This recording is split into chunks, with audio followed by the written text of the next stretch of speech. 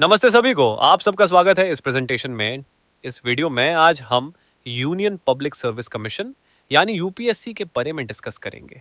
ये बॉडी भारत के प्रशासनिक फ्रेमवर्क को शेप करने में बहुत ही इंपॉर्टेंट रोल प्ले करती है। चलिए आगे बढ़ते हैं। यूपीएससी जो 1926 में एस्टैब्लिश हुई थी, भारत के सिविल सर्वेंट्स को रिक्रूट करने के लिए एक इम्पॉर्टेंट इंस्टीट्यूशन है। ये merit based selection process ensure करता है जो इंडियन गवर्नमेंट के वेरियस एस्टीम्ड पोजीशंस के लिए होता है। इंडियन एडमिनिस्ट्रेटिव सर्विस से लेकर इंडियन पुलिस सर्विस तक यूपीएससी का डोमेन बहुत ब्रॉड है और ये हमारे देश के गवर्नेंस का बैकबोन है।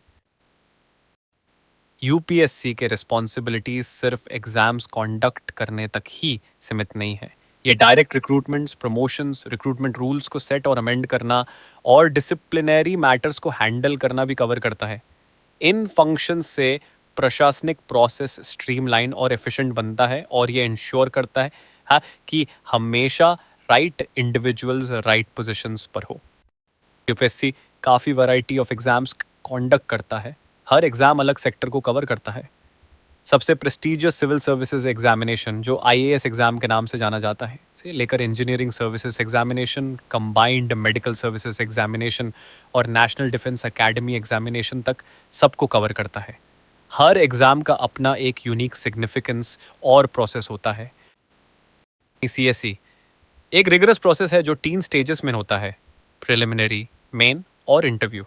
ये एग्जाम आईएएस, आईपीएस, आईएफएस जैसी एलीट सर्विसेज के लिए कैंडिडेट्स को सिलेक्ट करता है। इसलिए इसे पब्लिक सर्विस में प्रेस्टिजियस करियर की गेटवे माना जाता है। इसमें सिलेक्शन प्रोसेस बहुत ही कॉम्पिटिटिव और डिमांडिंग होता है। सीएसई पैटर्न 3 फेसेस में डिवाइडेड है। प्रिलिमिनरी स्टेज में ऑब्जेक्टिव क्वेश्चंस होते हैं। मेन एग्जामिनेशन काफ़ी डिटेल्ड होता है विद 9 पेपर्स जो ऐसे और ऑप्शनल सब्जेक्ट्स को भी कवर करता है। अरे वाह! फाइनल स्टेज में पर्सनालिटी टेस्ट होता है जो कैंडिडेट्स के सूटेबिलिटी को इवेल्युएट करता है for public service roles. CSE के लिए एलिजिबिलिटी एक रिकॉग्नाइज्ड यूनिवर्सिटी से डिग्री होने पर डिपेंड करती है। एज लिमिट जनरल कैटेगरी के लिए 21 साल से 32 साल तक होती है और रिजर्व्ड कैटेगरीज के लिए एज रिलैक्सेशन होता है। कैंडिडेट्स को टोटल 6 अटेम्प्ट्स अलाउड होते हैं एग्ज़ाम क्लियर करने के लिए। एलिजिबिलिटी के ये क्राइटेरिया इंश्योर करते हैं कि बेस्ट कैंडिडेट्स ही पास कर सके। यूपीएससी के प्रिपरेशन के लिए एक स्ट्रेटेजिक स्टडी प्लान ज़रूरी है। एनसीईआरटी बुक्स और स्टैंडर्ड रेफरेंसेस पे फोकस करें।